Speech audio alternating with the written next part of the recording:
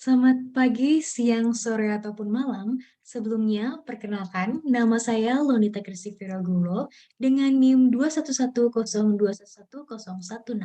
Saya dari Fakultas Kedokteran UPN Veteran Jakarta dari kelompok LabX A2. Saat ini, saya akan menjalankan tugas, yaitu dengan judul Asistensi Lab Activity Patologi Anatomi dari Fakultas UPN Veteran Jakarta pada Blok FPS 2.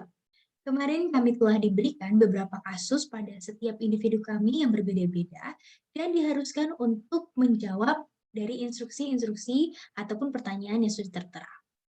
Langsung saja kita masuk pada kasusnya. Kasus yang saya dapat itu adalah pada kasus 2, yaitu kasus yang membahas bagaimana skenarionya dan juga instruksinya. Nah, saat ini saya akan membahas dari skenarionya terlebih dahulu, yaitu ada seorang laki-laki berusia 24 tahun mengalami patah tulang tibia kiri akibat kecelakaan. Kaki tersebut diimobilisasi dengan gips selama 1 bulan. Ketika gips dibuka, tampak bahwa diameter betis kiri lebih kecil daripada kanan. Apakah proses yang menyebabkan perubahan ini?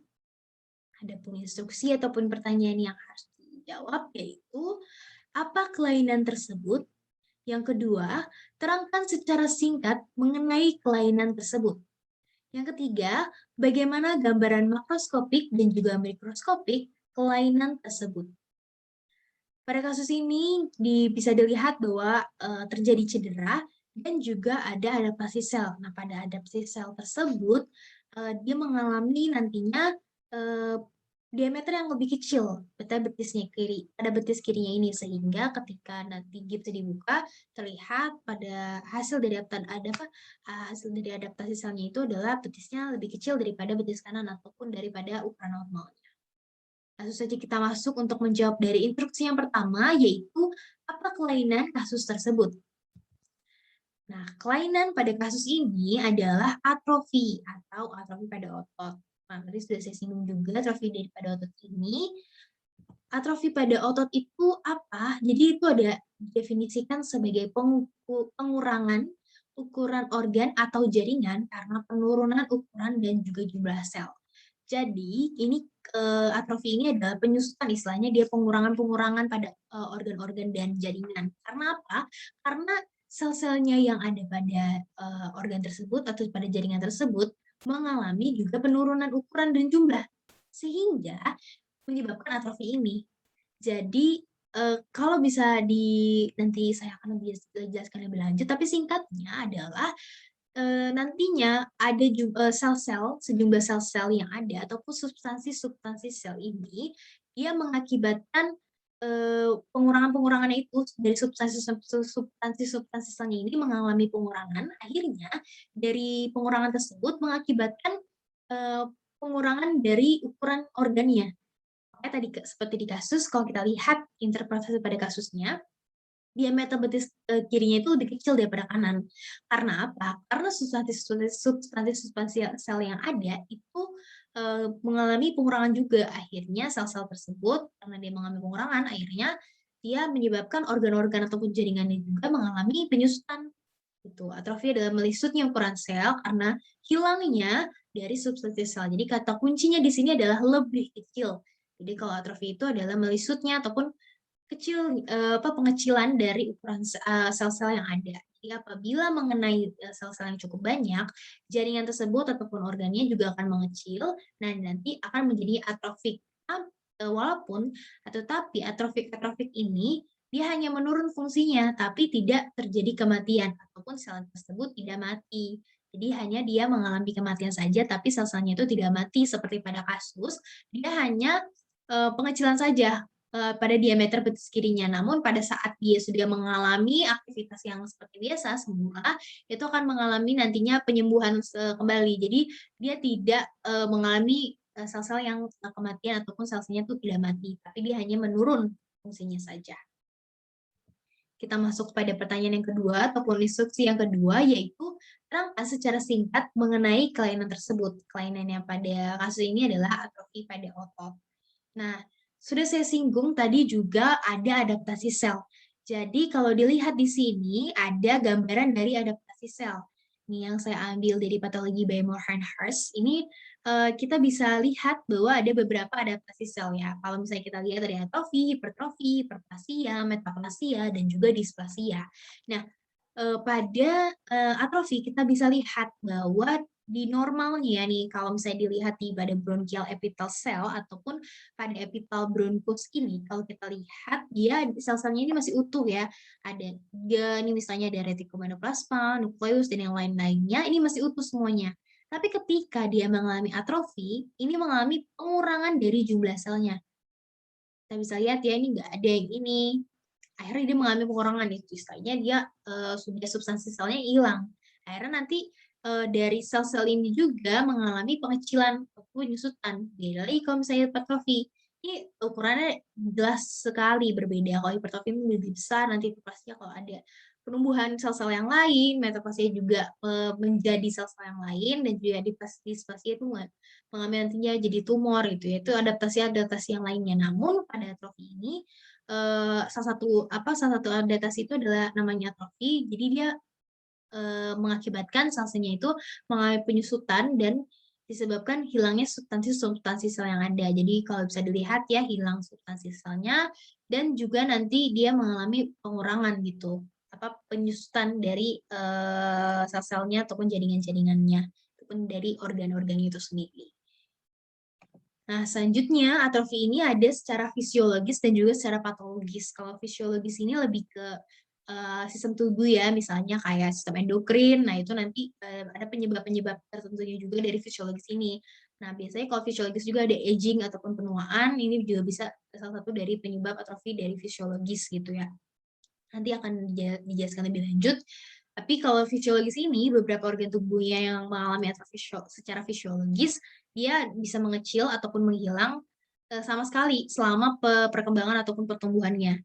Namun kalau yang patologis, beda-beda lagi. Kalau patologis ini biasanya disebabkan karena ada cedera-cedera sel ataupun injury cell seperti pada kasus ya, itu dia atau jejas-jejas seperti dia itu mengalami atrofi secara patologis. Nah, alat tubuh ataupun organ-organnya ini tidak menghilang, beda seperti pada fisiologis dia bisa atau ada peluang untuk menghilang, tapi kalau patologis enggak. Dan ketika dia mencapai usia tertentu. Nah, tapi kalau patologis ini ada yang tergeneralisasi dan juga ada yang terlokalisasi. Misalnya kalau tergeneralisasi itu dia yang memang dikendalikan juga karena oleh otak, dan kalau yang terlokalisasi ini dia mengalami penurunan disfungsi gitu. Jadi disfungsi itu penurunan fungsi-fungsi. Jadi dia tidak fungsional ataupun fungsi-fungsinya itu tidak seperti yang normal. Itu dari atrofi patologis. Kita akan membahas pertama yaitu ada atrofi dari fisiologis. Nah, atrofi fisiologis ini adalah proses normal dari penuaan di beberapa jaringan yang bisa disebabkan oleh hilangnya stimulasi endokrin ataupun arteriosklerosis. Jadi maksudnya arteriosklerosis ini adalah adanya plak-plak pada dinding ataupun di dalam dari arterinya itu. Jadi dia bisa juga menyebabkan nanti penyumbatan, akhirnya atrofi gitu ya, ataupun pengecilan penyusutan. Nah, disebabkan juga stimulasi-stimulasi endokrin. Ini contohnya nih ada nanti ada contohnya timus, itu ada atrofi nanti gonad juga itu kan ada sistem endokrin itu hormon-hormon gitu istilahnya. Jadi pada contoh-contohnya kalau yang atrofi fisiologis ada atrofi dari jaringan limfoid pada pubertas, atrofi tinus pada kehidupan dewasa, atrofi gonad pada setelah menopause. Jadi ini berhubungan dengan hormon ya. Kalau menopause itu kan menstruasi itu dipengaruhi dari hormon estrogen, progesteron. Ketika menopause, hormon-hormon tersebut otomatis tidak dihasilkan sehingga nantinya pasti mengalami atrofi gitu istilahnya. Jadi ada stimulasi-stimulasi endokrin yang menyebabkan nantinya atrofi gonad ataupun atrofi dari sel-sel kelaminnya. Nah, terus ada atrofi otak karena penuaan, bisa terlihat ya secara fisiologis dari orang-orang yang sudah lansia ketika dia mengalami amnesia, dia mengalami Alzheimer dan yang sebagainya. Dan juga bisa osteoporosis dengan pengurangan ukuran trabekul tulang karena untuk penuaan. Untuk dari atrofi fisiologis. Sekarang kita masuk pada atrofi dari patologisnya. Ini ada secara tergeneralisasi ya. Pertama ada observation atrofi, contohnya itu pada Maramus. Jadi kalau Maramus ataupun anemia sebagai kaksia ini, dia memakai rangka atau rangka itu sebagai stimulasi dari energinya. Jadi, ketika dia mengalami penipisan dan juga, penyimpanan dari karbohidrat dan lemaknya itu mengalami penipisan, nanti ada katabolisme protein sehingga nanti dia mengalami atrofi patologis.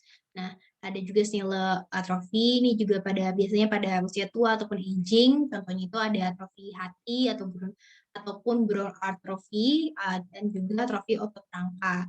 Lalu ada endokrin atrofi juga, bisa disebabkan karena adanya, aktivitas endokrinnya juga, karena ada mekanisme pengaturan endokrin yang hilang, akibatnya nanti berkurang aktivitas metabolisme jaringan dan terjadilah atrofi. Contohnya ada hipopituitarisme dan juga hipotiroidisme. Kalau hipotiroidisme itu pengurangan dari nanti hormon-hormon yang dihasilkan dari kelenjar pituitari atau hipofisis, dan juga seperti itu untuk dari kelenjar tiroid ataupun hipotiroidisme. Nah, contoh selanjutnya dari atrofi patologis ini secara dari terlokalisasinya ada iskemik atrofi, jadi penurunan suplai darah secara bertahap. Jadi karena ada penurunan dari nutrisi juga. Karena ateroskllerosis ini seperti tadi juga ada plak-plaknya sehingga dia mengakibatkan penyusutan organ yang terkena. Contohnya ada atrofi ginjal dan juga atrofi pada otak. Lalu selanjutnya ada diffuse atrofi. Nah, ini adalah dari yang kasus jadi, di kasus yang telah saya dapatkan, ini adalah diffuse atrophy. Dia termasuk diffuse atrophy, kenapa? Karena dia ada penurunan aktivitasnya, karena dia memakai gipsnya tersebut, sehingga kakinya itu mengalami pengurangan aktivitas gitu. Jadi dia mengalami nanti ketika dia berkepanjangan, mengalami atrofi ataupun organ yang tidak digunakan gitu. Contohnya pada pengecilan otot-otot tungkai yang diimobilisasi dengan gips dan atrofi pada pankreas. Nah, ada juga pressure atrofi ataupun tekanan ya, jadi ada tekanan nantinya bisa menyebabkan dari tumor jinak ataupun kista dan menyebabkan juga kompresi dan juga atrofi pada jaringan-jaringannya. Contohnya erosi tulang belakang dan erosi tengkorak dan juga erosi sternum. Itu dari atrofi patologis. Kita masuk ke mekanismenya. Mekanisme itu intinya adalah dia mengalami peningkatan degradasi protein dan juga penurunan. Jadi dia seperti perbandingan yang terbalik gitu ya istilahnya, ketika dia mengalami peningkatan degradasinya, dia akhirnya mengalami penurunan juga. Nah, kenapa? Sebabnya ada dari sintesis protein yang menurun. Misalnya ada degradasi dari transkripsinya ataupun translasinya itu tidak berjalan dengan lancar. Nah, itu nanti bisa mengalami sintesis protein yang menurun, akhirnya aktivitas di metabolitnya juga menurun. Nah, selanjutnya yang penyebab keduanya ada degradasi dari protein atau kerusakan-kerusakan dari protein itu sendiri. Jadi ketika nanti mengalami kerusakan dari proteinnya, itu kenapa? Karena ada jalur ubiquitin proteasome pathway. Jadi atau UPP ini, jadi ketika nanti ada protein-protein yang menyusun dari cytoskeleton pada sel, itu ubiquitin akan menempel pada protein tersebut sehingga nanti mengirim sinyal kepada proteosom. Ubiquitin dan proteosom ini adalah lock and key sehingga nanti ketika dia bertemu akan menyebabkan degradasi protein ini. Nah, ketika degradasi protein, sel-selnya hilang, nah akhirnya dia tapi dia ingin bertahan hidup gitu dari selnya itu sendiri.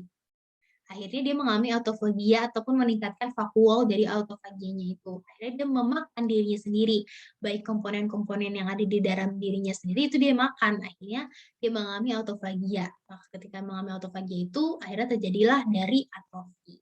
Itu adalah mekanisme dari atrofi. Nah, contoh-contohnya pada atrofi ini sendiri, ini ada atrofi pada otak. Ya. Ini pada otak ini karena ada penuaan. Yang kalau yang A ini adalah yang atrofi pada dewasa muda yang normal gitu. Kalau misalnya yang kanan itu karena udah ada misalnya pengurangan dari suplai darah, itu contohnya ini jadi pada dewasa ini pada seorang laki-laki yang 82 tahun dengan penyakit aterosklerosis sudah penyumbatan, misalnya penyumbatan dari saluran suplai darahnya, akhirnya dia seperti ini, jadi mengalami penyusutan-penyusutan, dia mengalami atrofi. Nah, contoh selanjutnya itu ada atrofi dari kelenjar tiroid, nih yang normal nih, seperti ini ya gedenya. Lalu yang kecil nih terlihat sekali perbedaan dari ukurannya ya. Jadi yang kecil itu dia mengalami pengecilan pengukuran. Nih, contohnya bisa jadi kehancuran sel seperti kerusakan autoimun dan mengakibatkan myxedema tiroid. Jadi myxedema tiroid ini adalah komplikasi dari yang tadi sudah saya jelaskan ada hipotiroidisme. Itu adalah myxedema tiroid. Nah, kalau kita lihat interpretasi pada kasusnya, kita lihat bahwa atrofi ini termasuk dari disuse atrofi. Jadi maksudnya adalah dia mengalami penurunan fungsi karena dia tadi gipsnya itu karena dia dipakai gipsnya sehingga kakinya ataupun betisnya itu mengalami disuse, jadi penurunan penurunan fungsi. Nah, nanti dari atrofi-atrofi ini dia mempengaruhi apa? Mempengaruhi dari myofiber ataupun serabut-serabut ototnya. Jadi ataupun menargetkan jenis-jenis otot tertentu. Nah, serabut-serabut otot ini juga menyerang dari serabut otot tipe 2 secara selektif terpengaruh ketika atrofinya itu yang ataupun akibat atrofi yang tidak digunakan. Jadi dia termasuk dari penyebab ya. Jadi pada kasusnya itu kenapa dia bisa mengecil karena ada atrofi, disuse atrofi ini karena adanya atrofi yang tidak digunakan dan dia akhirnya sel-selnya berkurang, substansi-substansinya hilang, akhirnya dia betisnya itu ada mengalami pengukuran atau pengecilan ukuran. Lalu kita selanjutnya ke yang pertanyaan terakhir, pertanyaan ketiga, yaitu bagaimana gambaran makroskopik dan juga mikroskopik kelainan atrofi ini. Nah, ini adalah gambaran dari makroskopiknya. Kita bisa lihat kalau dari sini ya, ini mengalami pengecilan, pengukuran pengecilan ukuran ya. Bisa dilihat ini yang normalnya ini lebarnya seperti itu ya. Jadi dia cukup lebar, tapi ketika di atrofi dia mengalami pengukuran yang kecil, sangat kecil ya ini misalnya. Jadi selain daripada kasus ya, kalau misalnya kasus juga seperti ini terlihatnya, dari selain daripada itu juga bisa karena adanya penuaan, lalu yang tadi starvation ataupun yang kelaparan yang malnutrisi itu, dari nerve juga ataupun sel-sel sarafnya, dan ataupun dari aktivitas-aktivitas fisik dan juga dari penyakit-penyakit juga bisa menyebabkan muscle atrophy ataupun atrofi daripada otot ini. Nah, secara mikroskopik kita bisa lihat di sini, tadi sudah saya singgung ada penurunan dari miofibrilnya atau serabut-serabut ototnya nih pada yang tanda panah ini terlihat ada pengurangan-pengurangan ya, penurunan-penurunan dari miofibril ataupun serabut-serabut ototnya. Nah, ketika dia mengalami pengurangan-pengurangan itu yang memang drastis itu yang parah, dia akan digantikan oleh sel-sel lemak nih pada yang bintang ini. Dia akan digantikan oleh sel-sel lemak. Jadi ketika dia mengalami penurunan-penurunan di miofibrilnya itu, dia akan digantikan oleh sel lemak. Akhirnya nanti dia jadi atrofi ataupun pengecilan gitu istilahnya. Itu dia dari gambaran mikroskopnya.